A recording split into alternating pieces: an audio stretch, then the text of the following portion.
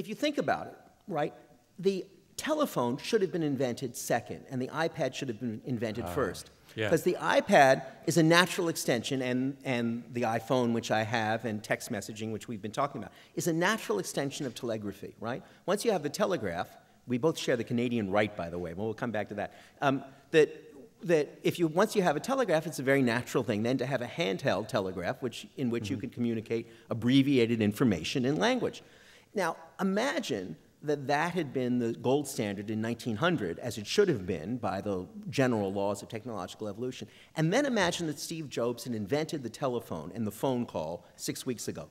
Can you imagine the excitement, the feeling of this incredible technological barrier that had been broken through? Because you could say, for the first time, you'll be freed from the tyranny of the keyboard, from the limitations of the text. You'll hear your girlfriend's voice. You'll hear your boyfriend's every sigh. The possibilities of erotica, the possibilities of intimacy will be vastly increased. And my 15-year-old would be rushing out, Dad, please, can we get a telephone? Please, can we have one of those black things with a dial installed? Please, that's what I want for Christmas, because I want to make phone calls. There's tons of examples of this. This is like, I have a watch here, right?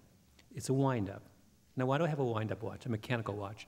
Because of the exact same phenomenon. I used to have a watch with a battery in it, and that was presented to me. I got this as a kind of adult because that was the latest. Batteries have watches have batteries. Nonsense. If you were starting over, the first thing would be the watch with the battery, right? Because it's problematic. It's got a battery that will run out at some point that you don't know when, right? You've no idea. You could be stranded somewhere and your watch is stopped and you can't get it going again. It's built into the system. You're done, and you got to pay money and pry the back off, right? In order, so that's first order. And then someone should come along and say, I have an improvement. I have a watch which, as you move your hand, it'll wind itself, right? That's number two, and people would rush.